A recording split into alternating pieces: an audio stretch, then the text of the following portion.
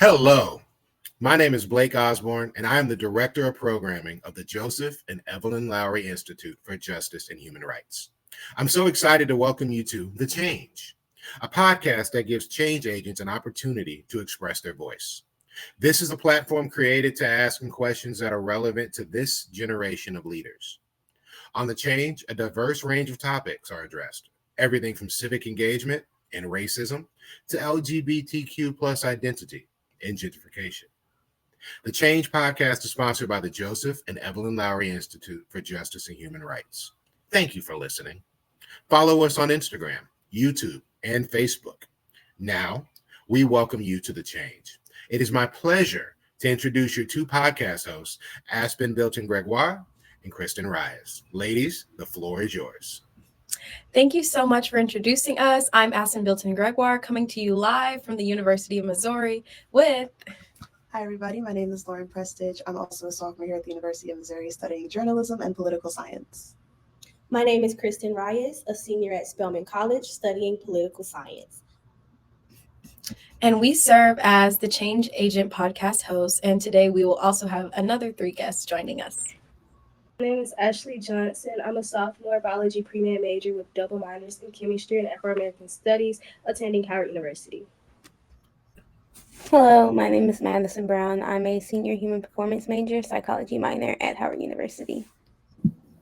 Hi, everyone. My name is Margaret Harris. I'm a junior Bonner Scholar at Spelman College studying sociology and public health. Awesome. Thank you all for joining us. So to start off our conversation, we want to show a brief video about students have always had the heart and the right to protest here in the United States. Kids and most teens don't have the right to vote in the US, but they do have the right to protest. Since the early 1900s, kids and teens have led protests against child labor, voter disenfranchisement, and the Vietnam War. They fought to promote the rights of women, people of color, members of the LGBTQ community, and undocumented immigrants. Now, students across the country are focusing their efforts on another cause: school safety and gun reform. I'm here to use my voice because I know he can't. I want to feel safe at school. We are going to make ourselves so loud, so brazen, that they won't be able to ignore us in the White House. We are going to be the last mass shooting.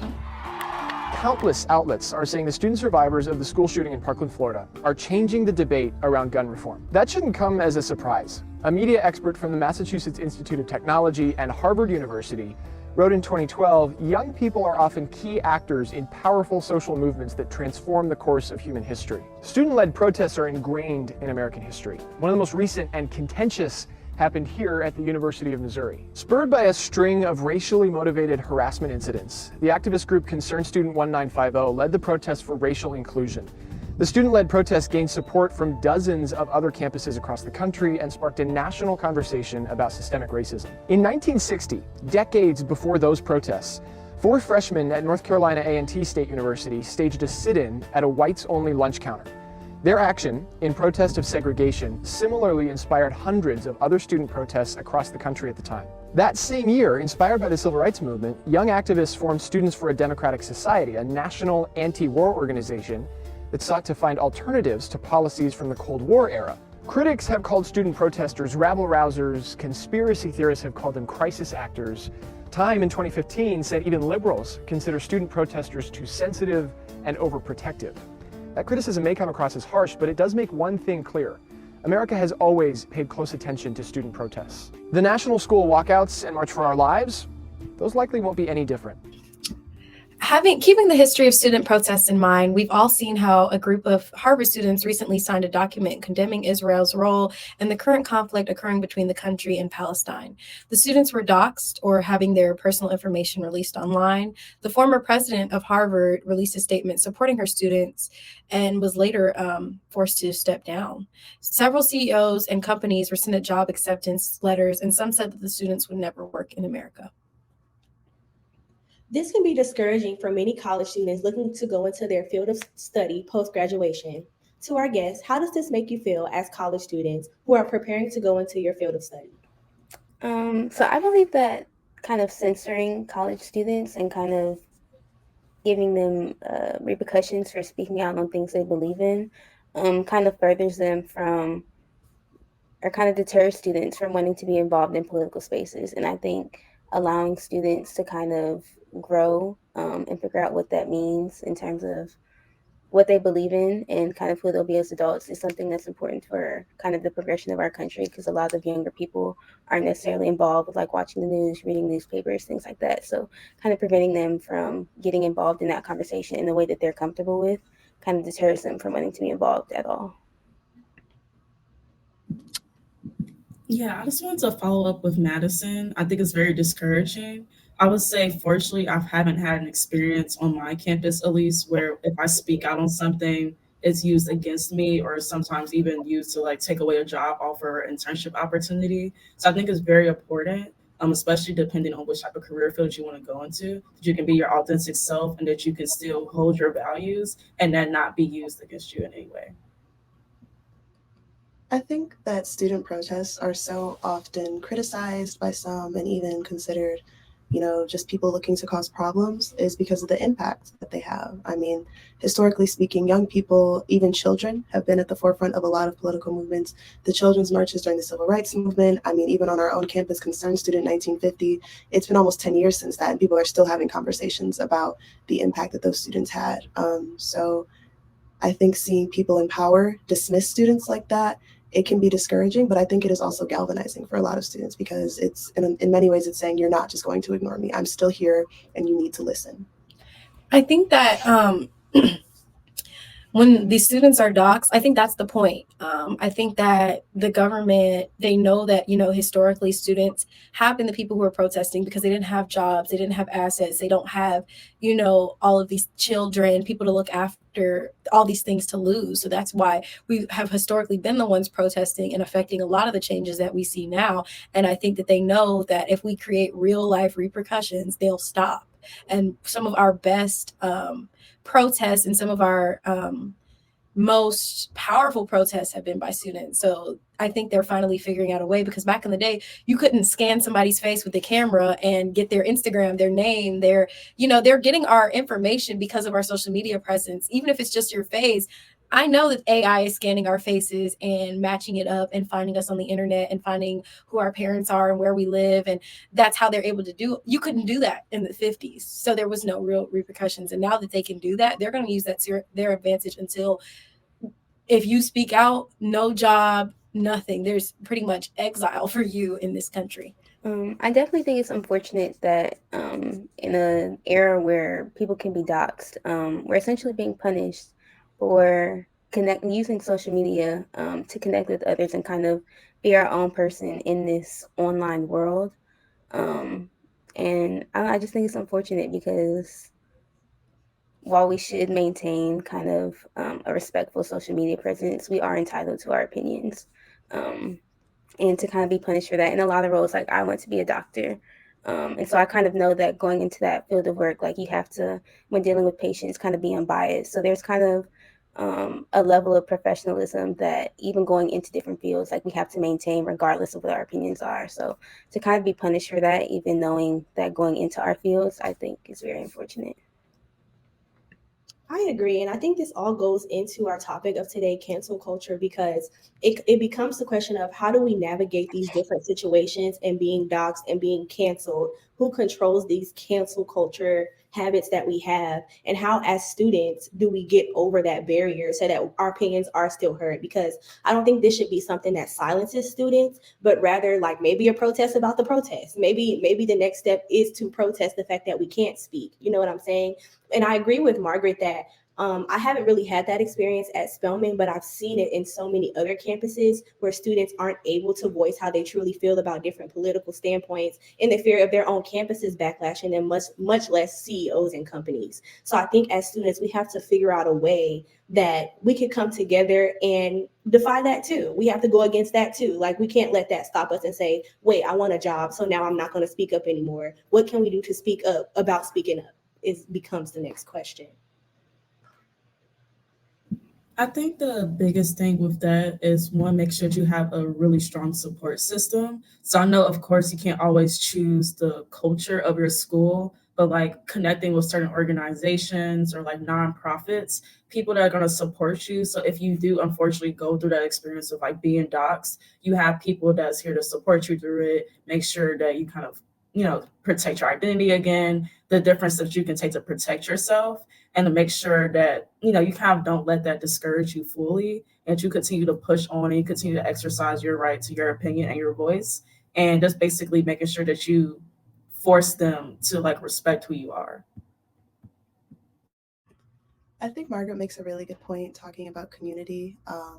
One of the things that was really so successful here at Mizzou was the fact that Black students here stuck together, and having that sort of solidarity and somebody you can fall back on when things do get tough. Because we have to be realistic. Protesting anything is going to be a little bit uncomfortable, no matter what campus you're on, whether you're at an HBCU, a PWI, no matter what you're fighting for, going up against somebody who has a lot more power than you is nerve-wracking. And I think having that kind of community that can say, we're going to stick together and we're going to figure this out as one is one of the most powerful things that you can have, especially at an age where I think a lot of us care about the approval of others so much more than maybe what is normal or what we should be okay with. But it's such a big part of being in your late teens and early 20s. To have that community behind you, I think makes things a lot less daunting. For sure. To that point, it's almost like using trends, like the different trends that are coming around, as our weapon. Because like you said, with solidarity and with our generation, a lot of people like to follow trends. So it's like, for the ones of us who do want to be at the forefront, how can we use this culture of trending and social media to get other students to follow behind what we are doing or what we are trying to do for ourselves? That can be in the realm of protesting. That could be in the realm of anything. How do we get each other to stand with each other rather than against each other when these type of situations do come about? I think that, that raises an interesting topic, because with social media, it's like we are able to connect with so many people. But I've recently been having, I don't really have a good answer, but I do have this. I have conversations with my friends all the time about how, with the consumerism that, TikTok pushes, oh, get a new this, you need this. I think it also, people have that issue with their relationships and their friendships.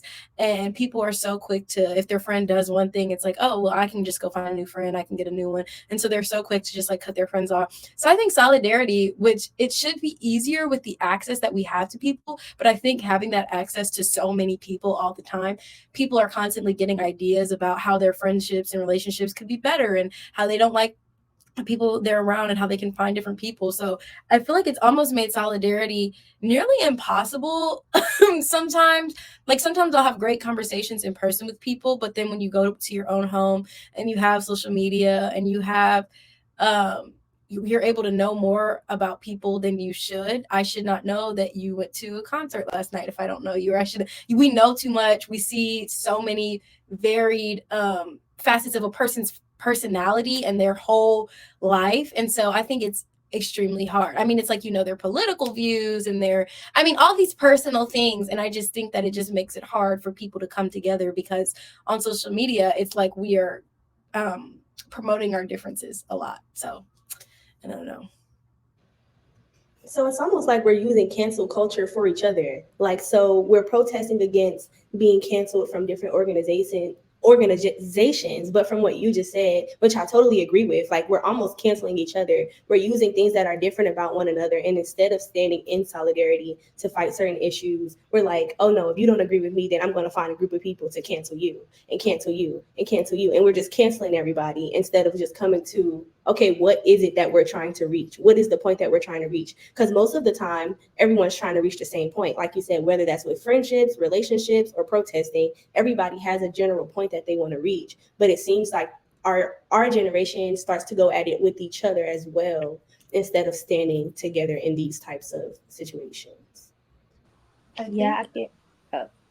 can definitely speak to that, because I know with our generation, we're so quick to try to counsel somebody just because they don't agree with us, instead of trying to understand where they're coming from and trying to educate, instead of just be like, oh, well, you're this, you're that. Instead of just being like, okay, well, let me understand where you're trying to come from, or let me see it from your perspective, and trying to actually be like, okay, well, I can educate you on that topic, or you can educate me and try to change my perspective. And like you said, it's so much as like, okay, well, I'm just going to cancel you just because I don't understand where you're coming from. And I think that in order to stop that, we have to understand that everybody comes from different backgrounds. So you have to be willing to educate other people.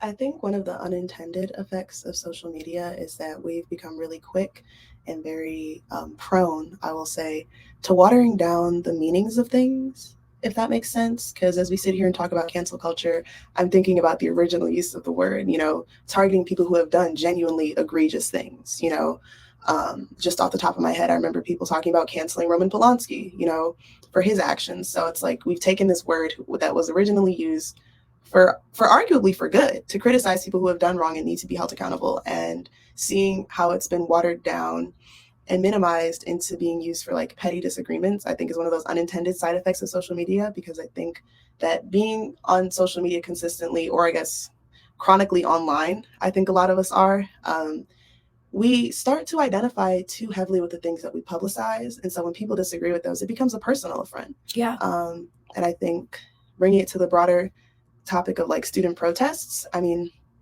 even here, I'll just use this as an example. I'm part of student media here at Mizzou. We have a newspaper called The Maneater, and part of our budget comes from students' tuitions. It's like $2.75 a student. And I remember walking through campus and somebody has been putting up posters saying, vote no to Mizzou student media because we're liars. We don't help democracy. We don't really talk about politics, to be honest. It's more like student happenings and sports. But, somebody disagrees with what we publish. And so, they've made it's a personal affront to them because they don't like that we allegedly destroy democracy. So things like that, people, I think, don't know how to not take things as personally. I think we take everything as a personal affront, especially if it's something that's valuable to us. And I think that's one of the things that we really have to address in terms of finding out how to get to true solidarity. Because if you're letting small things stop you from, acknowledging the greater benefit, you can't make change because you're too busy with infighting. Yeah. And I was going to say that, earlier when we were talking about people will like disagree with you and try to cancel you, I think the biggest issue here is that the things that we're disagreeing on are human rights issues. And it's just it's like, what is your idea of like right and wrong? Like fundamentally, do you believe that human beings are different than you, should have rights when we deal with things that involve racism, the LGBTQ plus community, women's fertility, the list goes on. And I think the hardest thing with cancel culture is when people are believing in things where they're basically saying that this type of human who has this difference does not deserve rights. And I think that's when it just starts to get extremely polarizing. And when people have opinions like that, it's like, should they be canceled?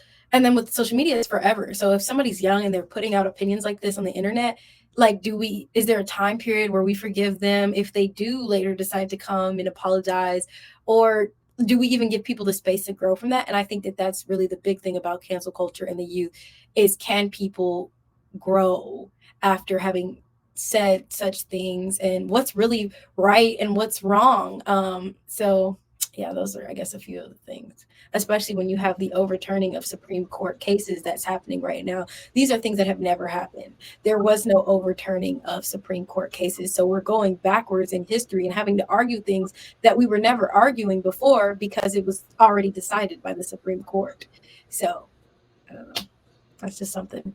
But it's almost like, how do we find that threshold of right and wrong? Like, to Ashley's point, I feel like if we are educating everyone, or if we are attempting to educate multiple people on a topic, it's not necessarily fair to say that there's a right and wrong, because we're asking to be heard from our standpoint and we're being told we're wrong. So we have to, in some way, even if it doesn't make sense to us, understand the other standpoints. And that's what solidarity is. It doesn't mean that you'll always agree. It's the point is to agree to disagree. So I feel like education, back to the original point, education is what will help that. How we determine who is right or who is quote unquote wrong, or who is more educated, who is using resources and who is not, rather than who's right and wrong, because a lot of these topics are opinion based. So it's hard to say like, okay, your opinion is incorrect and this opinion is correct. So we have to find a way to educate one another and, again, stand in solidarity with certain ideas, even if the ideas are on two separate ends, because, again, the end goal will always be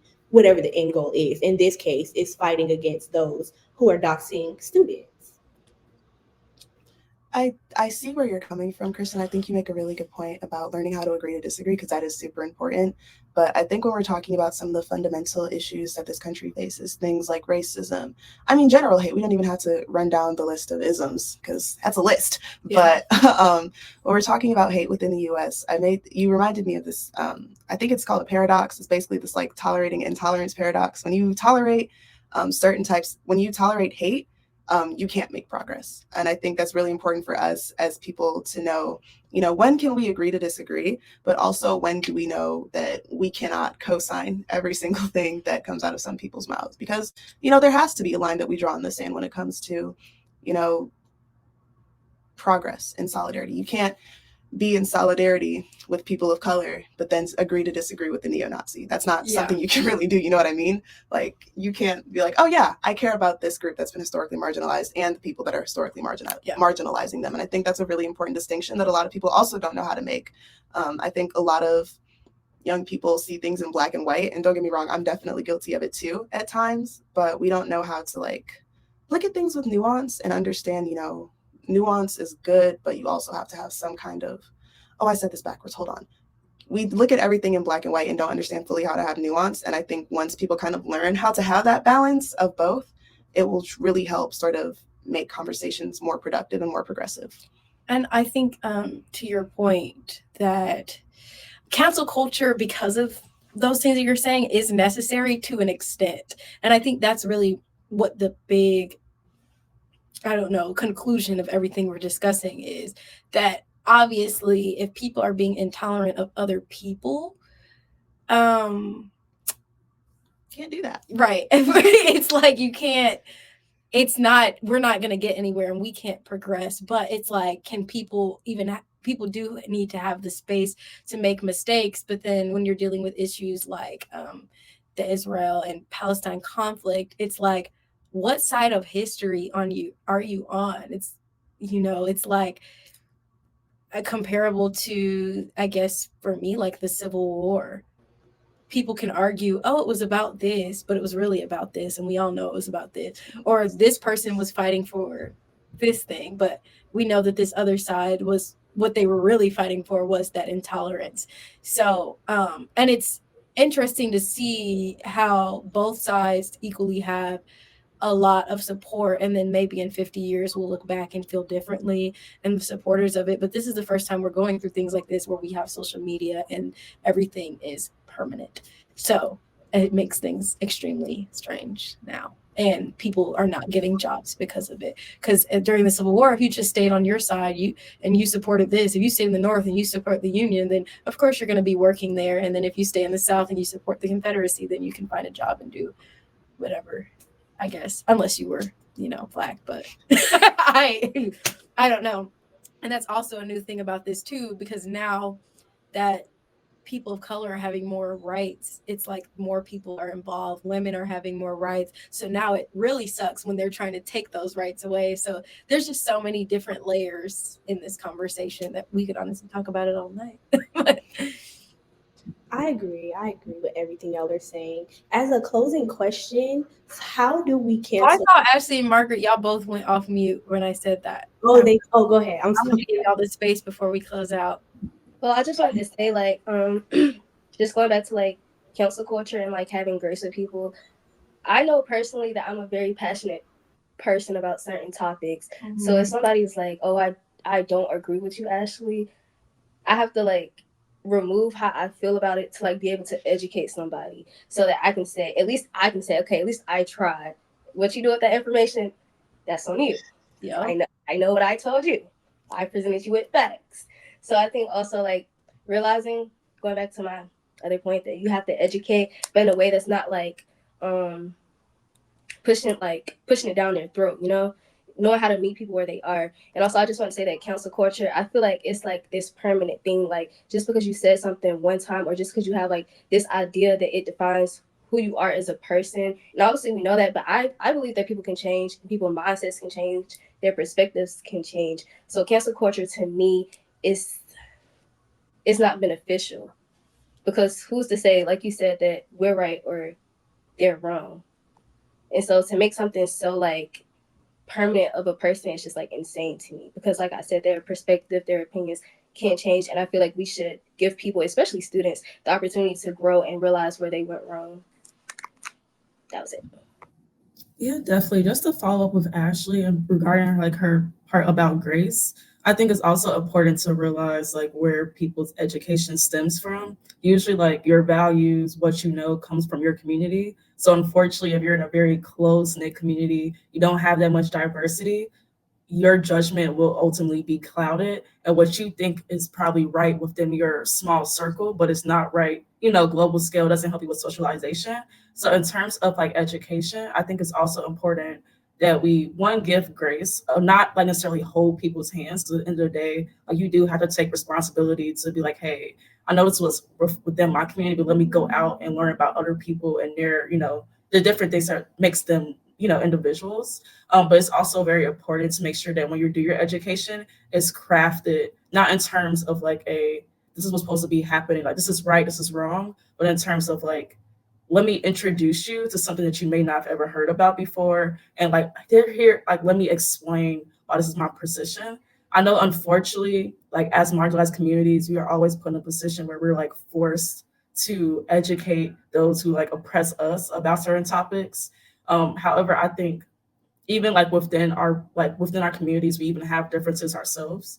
So definitely making that moment to kind of craft our education to be inclusive of different backgrounds, regardless if it's more so right or wrong, will kind of help us get towards that step of like, okay, let's create a consensus. Let's actually be like, hey, this is a human rights issue. This is not about like what you grew up hearing, So that's making those differences. And I definitely agree with Ashley in terms of cancel culture. It shouldn't be something that's permanent. It shouldn't be something that you say one wrong thing because you heard it from your uncle and now you can't get a job anymore. You can't, like your whole life is ruined.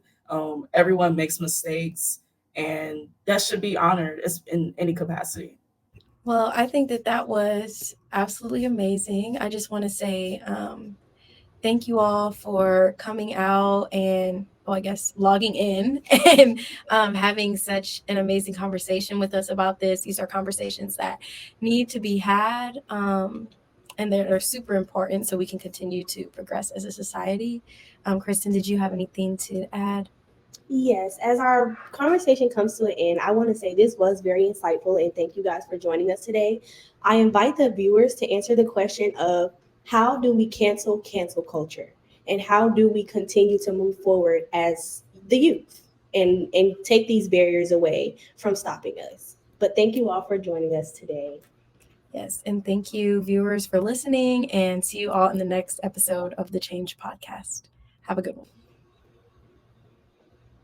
This will not be our last conversation. Please join the Change Podcast as we open up on multiple different topics coming soon, and look for our student opinion and the host opinion on different things that have been affecting college students. Thank you.